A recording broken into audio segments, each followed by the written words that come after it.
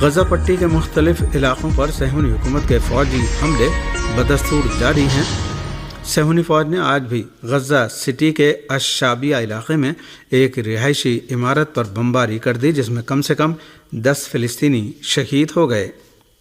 ارنا کی رپورٹ کے مطابق غزہ پٹی کے مختلف علاقوں پر صہیونی حکومت کے فوجی حملوں میں 30 سے زیادہ افراد شہید ہو گئے۔ صہیونی فوج نے آج بھی غزہ سٹی کے الشعبیہ علاقے میں ایک رہائشی عمارت پر بمباری کی، جس میں کم سے کم 10 فلسطینیوں کے شہید ہونے کی خبر ہے۔ صہیونی فوج کے جنگی طیاروں نے جبالیہ کیمپ پر بھی وحشیانہ ہوائی حملے کیے، جس کے نتیجے میں ایک علاقے میں بھیانک آگ لگ گئی، جبکہ صہیونی حکومت نے میزائلوں سے بھی غزہ کو نشانہ بنایا ہے۔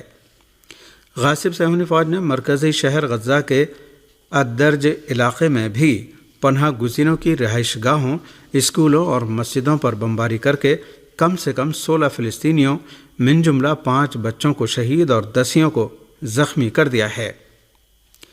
غزہ میں فلسطین کی وزارت صحت نے اعلان کیا ہے کہ شہداء ملبوں کے نیچے دبے ہوئے ہیں اور بعض شہداء کے جنازے سڑکوں کے کنارے پڑے ہوئے ہیں، جنہیں امدادی ادارے صہیونیوں کی مسلسل جارحیت کی بنا پر منتقل نہیں کر پا رہے ہیں۔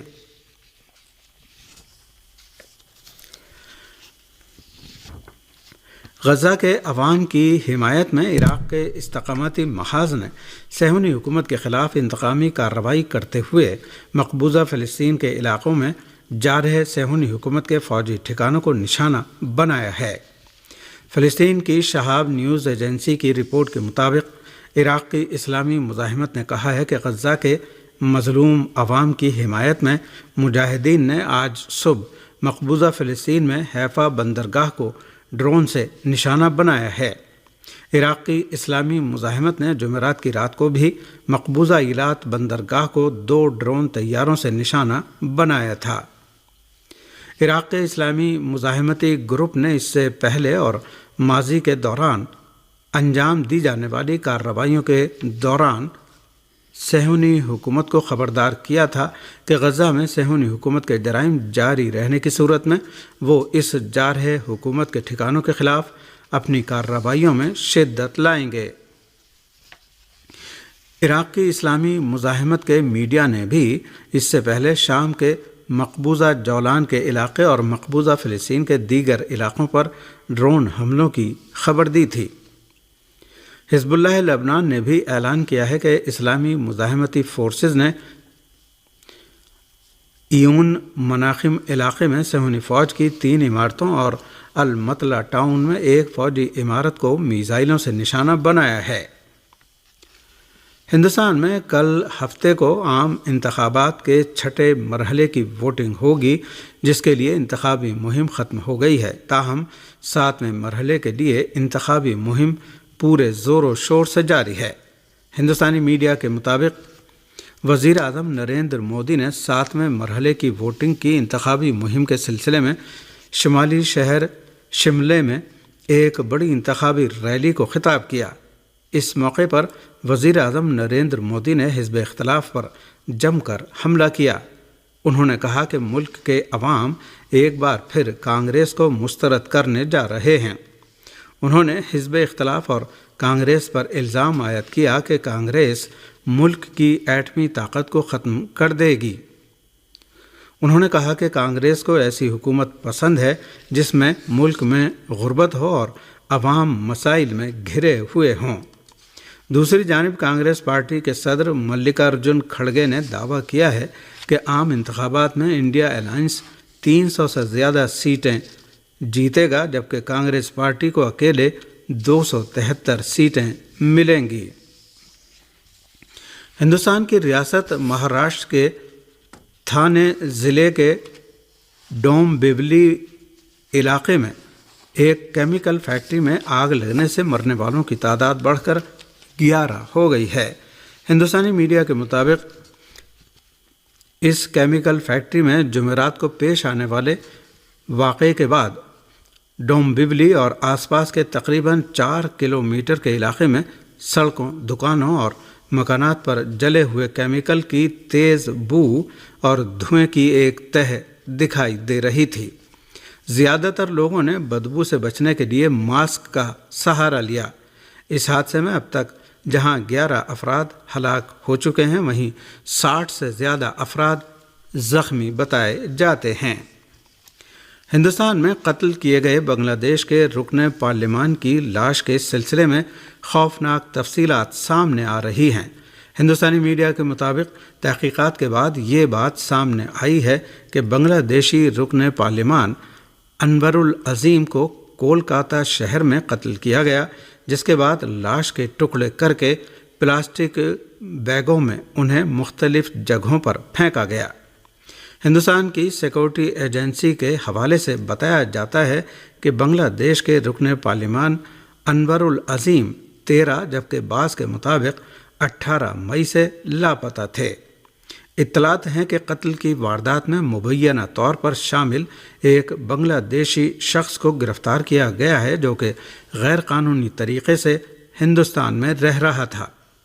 رپورٹ کے مطابق جہاد حوالدار نامی ملزم نے کولکاتہ کے ایک اپارٹمنٹ میں بنگلہ دیشی رکن پارلیمان کے قتل اور لاش کے ٹکڑے کرنے میں ملوث ہونے کا مبینہ طور پر اعتراف کیا ہے اور بتایا ہے کہ قتل کی واردات کا ماسٹر مائنڈ بنگلہ دیشی نژاد امریکی شہری اختر الزماں تھا، جس کے حکم پر 4 دیگر بنگلہ دیشی شہریوں کے ساتھ مل کر نیو ٹاؤن اپارٹمنٹ میں بنگلہ دیشی رکن پارلیمان کو قتل کیا گیا۔ اسلامی جمہوریہ ایران کی مسلح افواج نے صدر کے ہیلی کاپٹر سانحے کی ابتدائی رپورٹ جاری کر دی ہے۔ ارنا کے مطابق ہیلی کاپٹر سانحے کی ابتدائی رپورٹ میں کہا گیا ہے کہ ایسی قابل توجہ خصوصی تکنیکی اور عام اطلاعات جمع کر لی گئی ہیں جو اس سانحے کی تحقیقات میں مددگار ہو سکتی ہیں۔ رپورٹ میں کہا گیا ہے کہ بعض اقدامات کے بارے میں حتمی رائے کے اعلان کے لیے زیادہ وقت درکار ہے، البتہ بعض کے بارے میں یقین سے رائے کا اعلان کیا جا سکتا ہے۔ ہیلی کاپٹر اپنے پہلے سے طے شدہ راستے پر جا رہا تھا اور سانحے سے تقریباً 1.5 منٹ پہلے تک اپنے راستے سے خارج نہیں ہوا تھا۔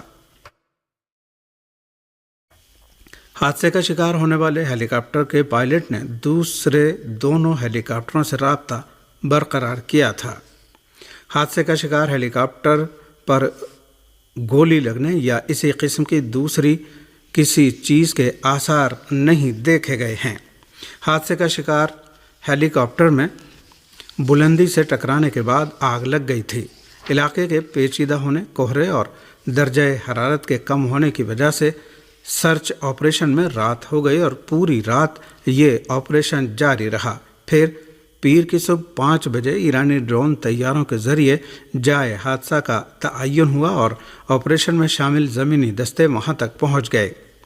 ہیلی کاپٹروں کے گروپ سے نگرانی ٹاور کے مکالمات میں کوئی مشکوک بات نہیں پائی گئی ہے۔ ہیلی کاپٹر سانحے کے بارے میں مسلح افواج کی ابتدائی رپورٹ میں کہا گیا ہے کہ اس سانحے سے متعلق قابل ملاحظہ دستاویزات اور شواہد جمع کر لیے گئے ہیں، جن میں سے بعض کے جائزے میں وقت لگے گا۔ ایران کی وزارت خارجہ کے ترجمان نے کہا ہے کہ علاقائی اور بین الاقوامی اشتراک عمل میں اسلامی جمہوریہ ایران کے مؤثر اور تعمیری کردار میں کوئی وقفہ نہیں آئے گا۔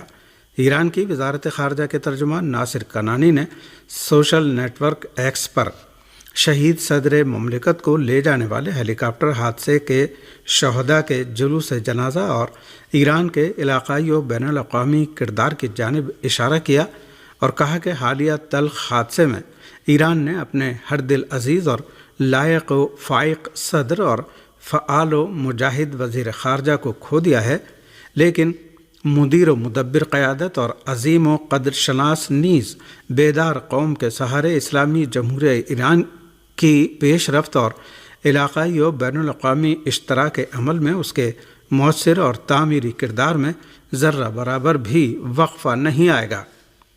یہاں یہ بات قابل ذکر ہے کہ سانحے ہیلی کاپٹر کے 6 شہداء کو جمعرات کو سپرد خاک کر دیا گیا، جبکہ صوبہ مشرقی آذربائیجان کے گورنر مالک رحمتی اور شہید صدر آیت اللہ رئیسی کی سیکورٹی ٹیم کے کمانڈر مہدی موسوی کو آج سپرد خاک کیا۔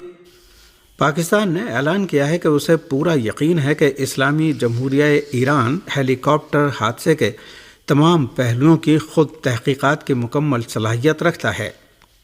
ہمارے نمائندے کی رپورٹ کے مطابق پاکستان کی وزارت خارجہ کی ترجمان ممتاز زہرا بلوچ نے اسلام آباد میں ہفتہ وار پریس بریفنگ میں کہا کہ پاکستانی وزیر اعظم شہباز شریف نے ایران کے صدر آیت اللہ سید ابراہیم رئیسی، وزیر خارجہ حسین امیر عبداللہیان اور ان کے ساتھیوں کی شہادت کی تعزیت پیش کرنے کے لیے تہران کا دورہ کیا۔ انہوں نے کہا کہ وزیر اعظم شہباز شریف نے ایران کے سپریم لیڈر آیت اللہ العظمہ سید علی خامنئی اور نگراں صدر محمد مخبر سے ملاقات کر کے پاکستان کی حکومت اور عوام کی جانب سے ایرانی بھائیوں اور بہنوں کو تعزیت پیش کی اور ہمدردی و یکجہتی کا اظہار کیا۔ پاکستان کی وزارت خارجہ کی ترجمان نے ایران کے صدر کے ہیلی کاپٹر حادثے کے سلسلے میں پوچھے جانے والے ایک سوال کے جواب میں کہا کہ ہمیں پورا یقین ہے کہ اسلامی جمہوریہ ایران کے اندر اس دلخراش حادثے کے تمام پہلوؤں کی تحقیقات انجام دینے کی پوری طاقت و صلاحیت موجود ہے۔ پاکستانی وزارت خارجہ کی ترجمان نے مزید کہا کہ اگر دوست و برادر ملک ایران کو اس حادثے کی تحقیقات کے سلسلے میں کسی طرح کی مدد و تعاون کی ضرورت پیش آئی اور اس نے درخواست کی تو پاکستان اس کے لیے پوری طرح تیار ہے۔ یہ خبریں آپ کی خدمت میں ریڈیو تہران سے پیش کی جا رہی ہیں۔